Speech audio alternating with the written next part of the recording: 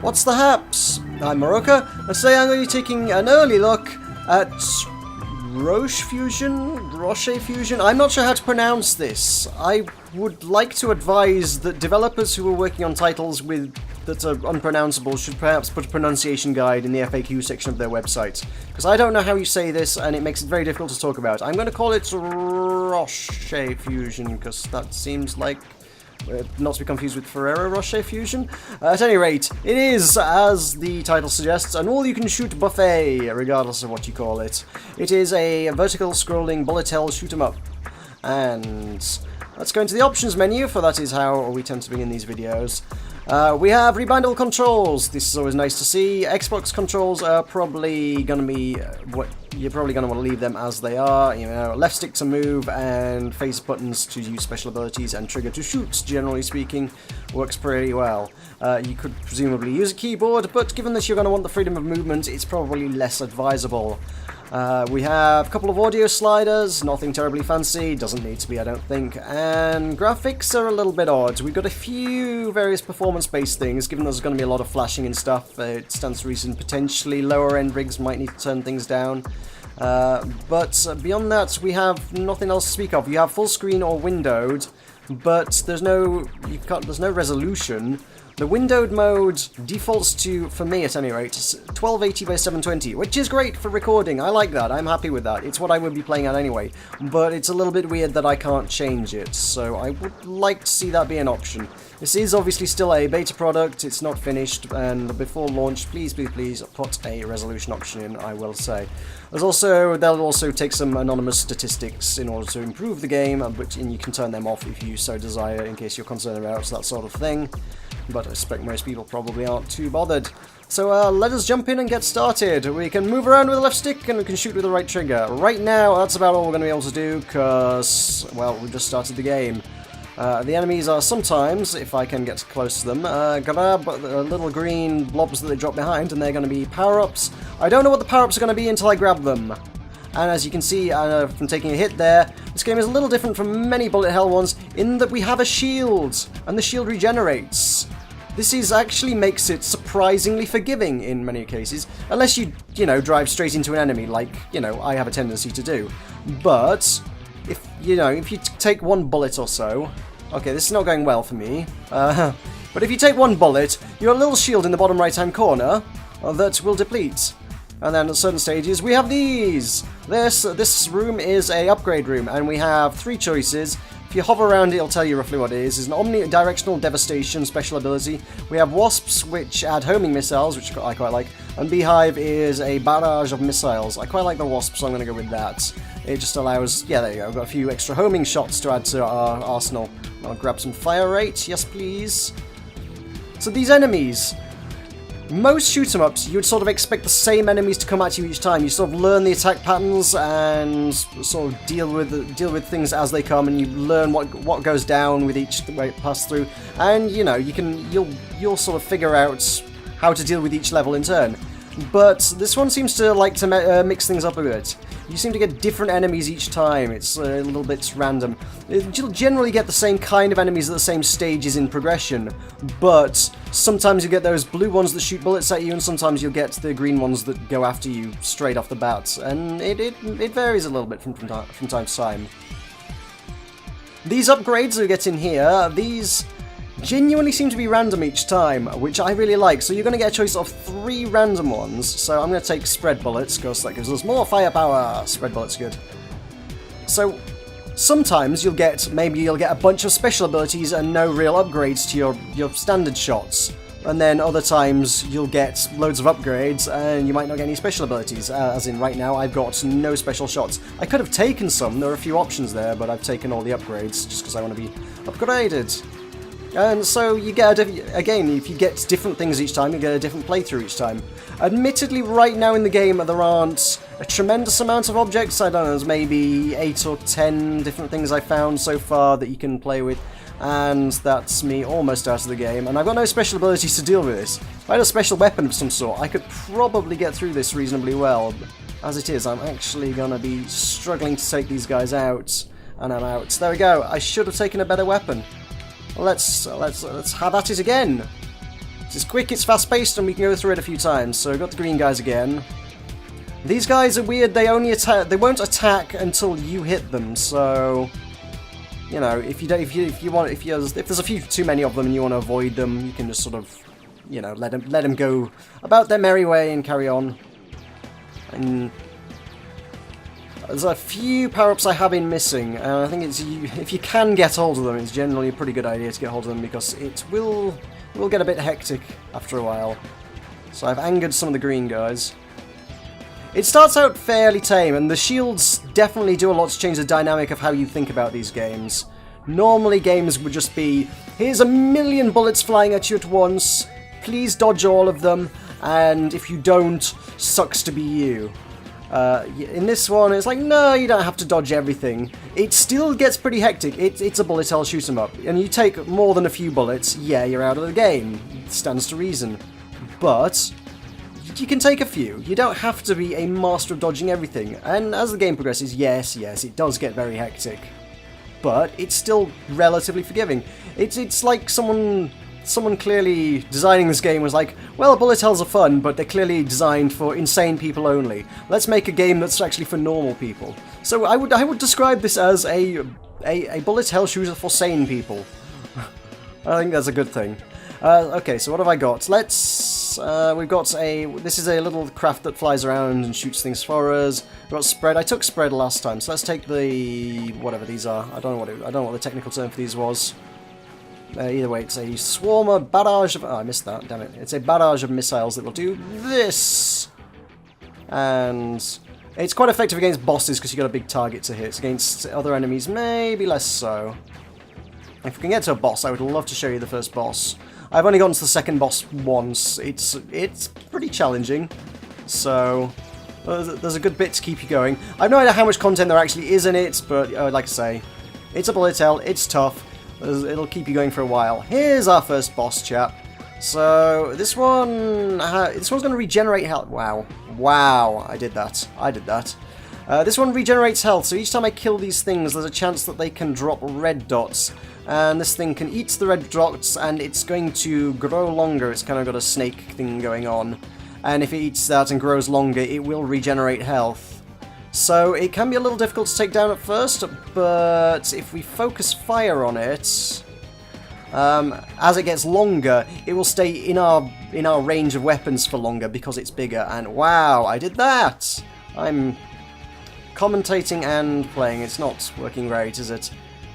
So as it gets longer, it's going to be a bigger and juicier target, and I can hit it with more missiles and more bullets, and it actually does get easier to kill as you go along.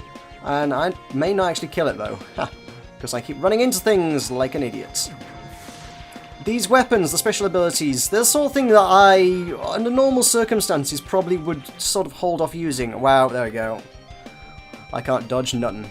It's the sort of thing I would hold off using frequently, but they're on such a short cooldown. I think the most overpowered one, there's one that just wipes out pretty much, it's like a smart bomb, it wipes everything out off the screen. I think it's still only on like a 20-second cooldown. Whereas, ooh, hello, tapped my shield there. And most of the weapons are on like about maybe a 10-second cooldown or so. It's nothing terribly dramatic. So, you know, you can use weapons when you feel comfortable. You can't spam them like crazy, but they are available to you often enough that it's no big deal. I could really use these guys not chasing me around the screen. Ah. Well, that sucks. Give me some power-ups, there we go. That'll keep me alive a little longer. There's one there. No! Got swept away in the hyperdrive thing. Oh well. That's a thing. Let's take Pew! You have not seen Pew, but I'm sure you're familiar with the concept. A little spaceship flies around alongside you and shoots things for you, which is always nice. And it can shoot in any direction, unlike you, who has to fire straight forward. So it's got a little bit more flexibility than you. And there are power as you unlock specific weapons. Like there's one I picked up there was Pew Cooldown. Pew Cooldown? Cooldown. Let's try that. So each of the things that you get can then be upgraded by the green orbs, but you won't get them. There's another Pew cooldown. You won't get them if you don't have that weapon. So if I had not picked Pew, I would not be getting these power-ups. So, well, that's always good. That's the way it should be. I'll grab that before it disappears. A little extra damage. What have we got? A black hole. This is the insane weapon. I'm going to take that. If I find a bunch of enemies, I will totally wipe them out. This thing, actually, I have one-shot bosses with, or at least the first boss. Had I had the opportunity to do so, I would totally have done the second boss with it as well, but hey. Yeah, it's a black hole. It sucks everything in it. Guess what? When you suck things into a black hole, they don't come out. That's science, folks. Okay, so I'm going to lower him up to the top of the screen and then drop that. See you later! Oh, God. That nearly got me. Oh, I didn't actually kill him. Oh, last time I used that, I just one-shot the guy. Oh. Oh, well. Alright, well, I'm sure we can deploy that again in 14 seconds' time and finish the fight. Come on. He's gonna heal up, but hey, it's nothing a little black hole won't be able to destroy. Come on. 3, 2, 1. He's just gonna sort of move around and chase us around the screen, and then I can do that and get away from that, because that's gonna be horrible. And then the power-ups, give me them. Now, again, I don't know whether it's the randomization or something, or whether it's just... maybe it's a bug involving the black hole. It seems to be whenever I use the black hole to kill that guy, it immediately goes onto the next wave of enemies, whereas if you kill it with, you know, bullets, you actually go to a power-up screen and sort of get a chance to pick a power-up. There's a lot of enemies. See you later. There's no more enemies now. Now we're at a power-up screen. That'll be good. So that's a shield, which is like about as boring as it gets. Wasps are fun, I like the wasps, but I'm going to take this just to show you what the star laser does. It's a neat little weapon. I know, and it's going to go in a different weapon slot in the bottom left there, so if I want to use that, that's an entirely separate weapon to this, and I can throw that down and that can do that. So we can combine different abilities and run into things like a derp. And it's all pretty cool. So now, once we get past the first boss, it gets pretty hectic. So I'm probably going to die, or lose my concentration, or lose my commentary because I'm concentrating, I'm not sure which. There we go. I gotta say, I do like the soundtrack to this game. I'm gonna go in for one more run. I'm gonna see how well we do, but I do like the soundtrack to this game. It's cool. However, it does seem to be like the same couple of songs over and over again. I do think... I would hope this is part of, you know, the plan for the game, but I would like to hear more soundtrack to this game. A few more things than just the same one or two songs on loop would be pretty nice. Especially as whoever's done the sound, I'm rather liking their work. So that's piercing shots, sure, it's one we haven't tried before, let's go with that. I don't think it's necessarily the greatest upgrade in the world, but actually maybe it's not too bad. I'll take the damage, yep. Does mean I can shoot through the enemies to get to the ones behind it, so maybe in that respect it's pretty good because I can kill multiple enemies at once with it. Yeah, it's pretty solid. It's not one I typically tend to take. I mean, you've got the 3 upgrade slots and then the 4 weapon slots at the side, as you can see. Then it does seem to actually add armor into an entirely separate slot. If you take an armor, it doesn't seem to take one of those slots up. I could really use some powerful weapons at this point. I am hurting here. I mean, I've still got my shields, which is saving my life a lot, but wow. These guys, man. Fire rate's good. Grab that. Some more fire rates. Always good. Let's have an upgrade. And what have we got weapons-wise? Please give me a weapon. Yeah, I'll take the black hole. So, you probably... I think we've got through a majority of the weapons now, and I think the weapons are definitely where this game shines. Just having that variety and having a different experience each time because you get the different power-ups and the different upgrades, and I ran into that like an idiot. And it just mixes things up. It's almost got, like, it feels almost like an element of roguelike to it. You know, quite often in roguelikes, it's like, oh, here's some abilities, pick them, and you get different things each time, and every playthrough you'll end up with a different collection of abilities and power-ups. It's that kind of thing, but applied to a genre that would not normally see that kind of thing. And I think it definitely works in the game's favour. So it's definitely got some unique concepts. I could really stand to get away from all those guys. That'll do it. Wow, check them power-ups. I only had to lose a life to get them, but I got there in the end. So I could probably have stood to have picked up either wasps or the pew or something. I did have those as options. I'm kind of hurting for the extra, you know, the homing damage. We have wasps there. I'm going to take them just so that I've got something that actually shoots to the sides and homes in on things, rather than having to aim. You know, hate having to aim. That's a terrible thing when you have to aim. So I haven't even got to the boss. It's getting a little hectic, but not very. It's okay. It's fine. I'm sure we can manage this. If you don't have any special weapons, though, the boss is... You do have to... It takes a little bit of a... Basically, a bit of a grind, unfortunately, but I guess that's part of the strategy. It's sort of... You do need to keep at it until it's long enough that you can keep it in your sights for ages. At any rate, we can submit our high score with my name. That was 126,000. That was terrible! Current high score is 8 billion. I've got a little bit to do to get to that. That's not a very good score. At any rate, I'm going to go back to the menu. The game does also feature co-op mode, which is pretty cool. However, that's not something I'm going to be able to show off to you today. So, you know, I would need someone else here and presumably a second Xbox controller, which I am not in possession of. So I'm only going to be able to show you off the single player, but I like the addition of co-op. That's, again, adds an entirely different dynamic to it. How the power-ups get distributed, I don't know, and I'd be intrigued to see whether everybody gets their own or whether, you know, one person picks it and they both get it, or they both get to pick different ones. It would be an interesting one to see, but like I say, it's co-op and it's local co-op anyway, so there's no way I can show that off to you at this moment in time, unfortunately. But this is Roche or Roche or whatever it is, something Fusion. It's currently in beta 0.5.1, so not a finished product, bear this in mind, there's more to come.